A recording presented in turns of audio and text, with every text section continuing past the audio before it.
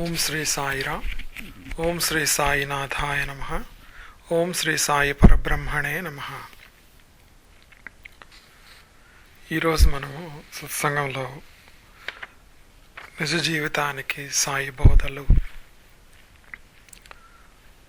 దాంట్లో మనోప్రపంచం అంటే మనస్సు, దానికి సంబంధించినటువంటి వివరాలను ఈరోజు తెలుసుకుందాం. మనిషి జీవితంలో అనుభవించే కష్టాలు, దుఃఖాలకు కారణం ఏమిటి అని ప్రశ్నిస్తే సమాధానం మనస్సు అని చెప్పి ఇంతకుముందు మనం చెప్పుకున్నాము. మన చుట్టూ ఉండే పరిస్థితులు, వ్యక్తులు మన సమస్యగా మనం చూడవచ్చు. కానీ మన మనస్సును ఎలా సమాధానపరుచుకుంటాము అనే దాని మీదే మన బాధ ఆధారపడి ఉంటుంది. అసలు మనస్సు అంటే ఏమిటి, దాన్ని మనం ఎందుకు అర్థం చేసుకోలేకపోతున్నాము? మన శాస్త్రాలు ఈ మనస్సు గురించి ఎంతో చక్కగా విశ్లేషించి మరీ చెప్పాయి. సైన్సు మరియు మానసిక తత్వశాస్త్రము కూడా, అంటే సైకాలజీ కూడా దీనిని అంగీకరించవలసి వచ్చింది. మనస్సు అని మనం దేనిని అంటాము? అది ఎక్కడ ఉంది? ఈ మనస్సు ఎందుకు అంత శక్తివంతమైంది? మనస్సుని 4 రకాలుగా మనం చెప్పుకోవచ్చు. 1 మామూలు మనస్సు, 2 చిత్తము, బుద్ధి, అహంకారము. ఇలా 4: మనస్సు, చిత్తము, బుద్ధి, అహంకారము. మనస్సు అనేది ఈ 4 తక్కువ ఉనికిని కలిగి ఉంటుంది. ఇది మన ఇంద్రియాలకు అధిపతిగా ఉంటుంది. ఇది బయట ప్రపంచంతో లావాదేవీలు చేస్తూ బిజినెస్ చేస్తూ ఉంటుందన్నమాట. దానంతటా అదే ఏ నిర్ణయాన్ని తీసుకోలేదు. దీనిలో చాలా సందేహాలు, అనుమానాలు కలుగుతూ ఉంటాయి. ఇవే మనలను నిస్సహాయులుగా మారుస్తాయి. ఇది మనస్సు గురించిన పరిస్థితి. తర్వాత చిత్తము, 2వది. చిత్తము అంటే పూర్వ వాసనలను, అనుభవాలను, గుర్తులను నిల్వ చేసేటువంటి ఒక బ్యాంకు లాంటిదన్నమాట. అన్నీ నిల్వ చేసి ఉంటాయి దాంట్లో. చిత్తంలో ఉన్న సమాచారం మనస్సు దృష్టిలోకి వెళ్ళి మనస్సు చేసేట్లు చేస్తుందన్నమాట. ఇక 3వది బుద్ధి. ఈ 4 బుద్ధి ఉన్నత స్థానంలో ఉంటుందన్నమాట. బుద్ధి అనే మాట బుద్ధ అనే దాని నుంచి వచ్చిందని చెప్పుకోవచ్చు అనమాట. బుద్ధ అంటే మేల్కొన్నది అని అర్థము. ఈ బుద్ధికి మంచి చెడులను వేరు చేయగలటువంటి శక్తి ఉందన్నమాట. మనస్సు కనుక బుద్ధిని సరిగ్గా వాడుకుంటే అంతా మంచే జరగటానికి ఆస్కారం ఉంటుంది. ఆధ్యాత్మిక పరంగా కూడా ఈ బుద్ధి సాధకునికి వివేక వైరాగ్యాలను అలవర్చుకునే శక్తిని ఇస్తుందన్నమాట. ఇక 4వది అహంకారము. నేను అన్న భావన ఏదైతే మనలో ఉందో దాన్నే అహంకారం అని చెప్పుకుంటాము. కానీ మనకు తెలిసిన అహంకారము నేను ఇంత గొప్పవాడిని, నేను అంతటి వాడిని అని అనుకోవటము అహంకారంగా మనం చెప్పుకుంటాము. దీనికి మూలమైనది మనము పైన చెప్పినటువంటి నేను అన్న భావన. దీన్నే అహంభావన అంటారు. ఈ భావనే మనకు సమతా బుద్ధి లేకుండా చేస్తుంది, అంటే న్యూట్రల్గా ఉండకుండా చేస్తుందన్నమాట. ఇక్కడే మనము మనవారు, నావారు, నా ఊరు, నా వస్తువులు అన్న భావనలు మనలకు దుఃఖానికి చేరువ చేస్తాయి. ఒక రకంగా దీనివల్ల మనిషికి శాంతి లేకుండా పోతుంది. మనిషి ప్రపంచంలోని జీవులంతా తనలాంటి వారే అనుకోడు. అలా అనుకొని ఉంటే ఆ జీవులకు కూడా తనలాగానే కష్టసుఖాలు ఉంటాయని అర్థం చేసుకుంటాడు. ఇది తెలియకుండా ఆపేదే ఈ అహంకారం. అందుకే బాబా ఈ సత్యాన్ని నేర్పించి మనలను బాధ నుంచి దూరం చేయటానికి తను వేరే జీవుల రూపాలలో తన భక్తులకు కనిపించారు. అలానే ఒక కుక్క ఆకలి తీర్చిన, ఈగలు, చీమలు తనలో భాగమే అని చెప్పిన ఇదే కారణం అన్నమాట. అలానే బాబా వేరువేరు రూపాల్లో కూడా మనకు దర్శనం ఇవ్వటం జరిగింది. ఈ సర్వత్ర భావనను మనకు అలవాటు చేయటానికే బాబా అటువంటి పనులు చేశారు. బాబా తన భక్తులు మంచి సాధకులై ఆధ్యాత్మ ప్రగతి సాధించాలని మాత్రమే బాబా ఉద్దేశము. ఇలా మనస్సు, చిత్తము, బుద్ధి, అహంకారము అనే నాలుగింటితో కలిపి మనోప్రపంచంగా మనం చెప్పుకోవచ్చు. వీటినే వేదాంత భాషలో అంతఃకరణ చతుష్టయము అంటారు. అంతఃకరణ చతుష్టయము. మనస్సు సంకల్ప వికల్పాలు చేస్తూ ఉంటుంది. ఈ మనస్సుకి ఆయుధాలు 5 కర్మేంద్రియాలు మరియు 5 జ్ఞానేంద్రియాలు. ఈ ఇంద్రియాల ద్వారా తన పనులను నెరవేర్చుకుంటుంది. మనస్సు బయటనున్న ప్రపంచాన్ని చూసినప్పుడు వేరువేరుగా స్పందిస్తూ ఉంటుంది. ఒకసారి కష్టంగా, ఒకసారి ఆనందంతో, ఒక్కొక్కసారి ఏ స్పందన లేకుండా ఉంటుంది. మనకు ఇష్టమైన దాన్ని కానీ, ఒక ఇష్టమైన వ్యక్తిని కానీ కలిసినప్పుడు ఆనందం వ్యక్తపరుస్తుంది. ఇష్టం లేకపోతే దుఃఖాన్ని వ్యక్తపరుస్తుంది. మనకు సంబంధం లేని వస్తువు కానీ, వ్యక్తి కానీ అటుగా వెళ్తూ ఉంటే అలానే మనం ఒక్కొక్కసారి చెట్లను, పూలను ఏదో చూస్తాం. వాటి పట్ల ఏ భావన లేకుండా, ఏ స్పందన లేకుండా మనస్సు ప్రవర్తిస్తుందన్నమాట. దీన్ని బట్టి మనసులో కలిగే భావన సుఖానికి కానీ, దుఃఖానికి కానీ కారణంగా మనం అర్థం చేసుకోవచ్చు. ఇలా మనము ఈ ఇంద్రియాలను, మనస్సును, అవి స్పందించే విధానాన్ని అర్థం చేసుకునే ప్రయత్నం చేస్తే మన దుఃఖాన్ని చాలా వరకు నియంత్రించవచ్చు అన్నమాట. ఇది మొట్టమొదటి స్థితి అన్నమాట.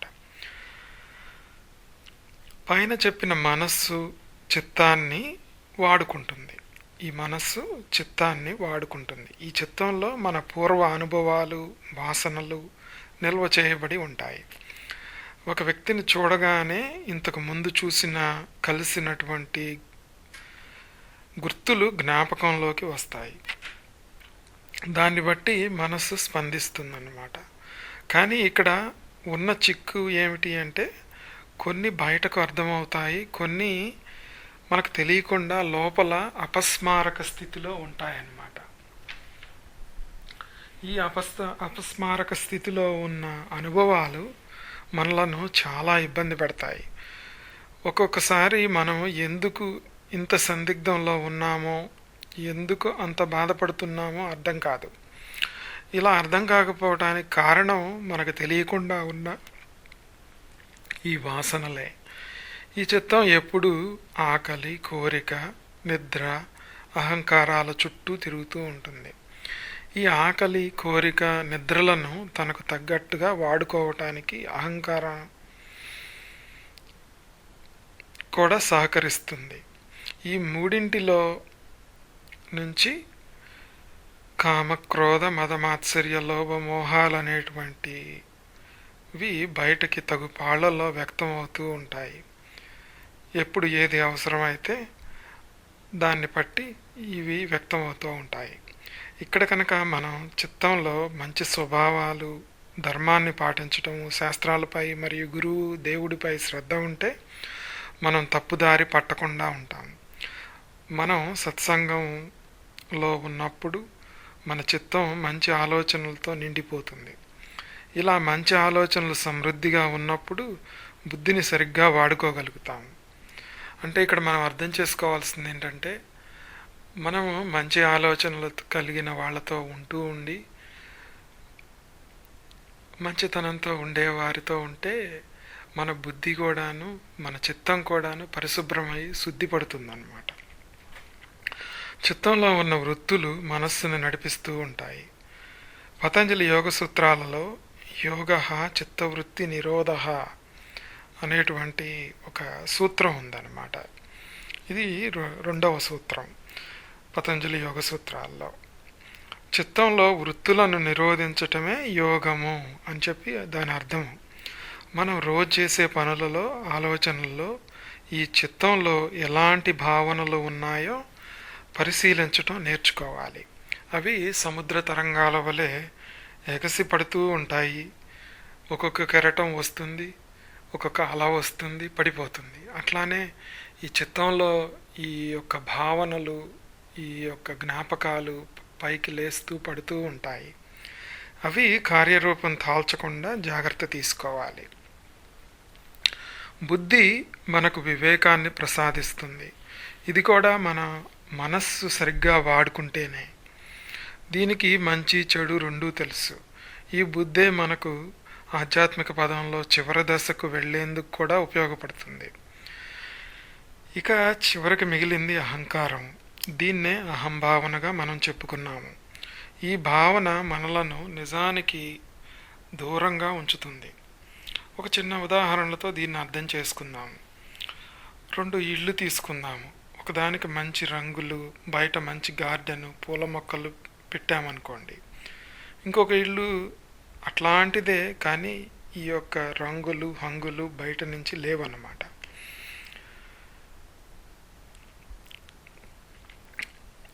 మనము దీన్ని ఆధ్యాత్మిక పరంగా చెప్పుకోవాలి అంటే, మనము బయట ఉన్న రంగులు పూల తోట మన అహంకారంగా చెప్పుకోవచ్చు. అదే మనము అనుకుంటే మనం తప్పుదోవ పడతాము. అలా కాకుండా ఇంటిలో ఒక కుటుంబం ఉంది, దాంట్లో కొంతమంది మనుషులు ఉన్నారు, దానికి విలువ ఇచ్చి ఉంటే ఈ పరిస్థితి ఇంకొక రకంగా ఉంటుంది. ఆ మనుషులు ఆ కుటుంబం ఇంట్లో ఉన్నప్పుడే దానికి కళ, లేకపోతే అది ఇల్లు అనిపించుకోదు.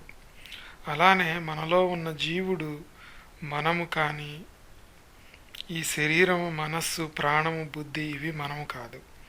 ఈ సత్యాన్ని అర్థం చేసుకొని ఒక సద్గురువు వల్ల ఈ నిజాన్ని అనుభవంలోకి తెచ్చుకోవటమే జీవిత పరమార్థం. ఇలాంటి ఆలోచన కలగాలి అంటే మన కర్మలు నశించాలి. అవి నశించాలి అంటే దైవచింతన, సద్గురువుల పట్ల శ్రద్ధ ఉండాలి. లేకపోతే ఈ జీవన మరణ చక్రంలో కొట్టుకొని పోతూ ఉంటాము. బాబా చాలామందికి చాలా లీలలు చేసి చూపించారు. కానీ ఈ లీలల వెనుక ఈ యొక్క చిత్తాన్ని శుద్ధం చేయటం మరియు కర్మనాశనం చేయటం కూడా ఉంటుంది. ఇలానే మనకు మంచి బుద్ధులు నేర్పించి ఆధ్యాత్మికంగా ముందుకు తీసుకొని వెళ్తారు బాబా.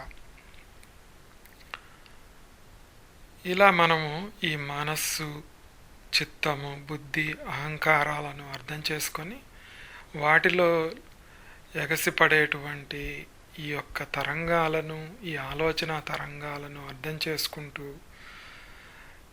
వీటి గురించి మరికొంత తెలుసుకొని వాటిని ఎలా నియంత్రించాలి, ఒక్కొక్క దాన్ని ఎలా అర్థం చేసుకోవాలి అనేవి కూడా మనం తెలుసుకోవాలి.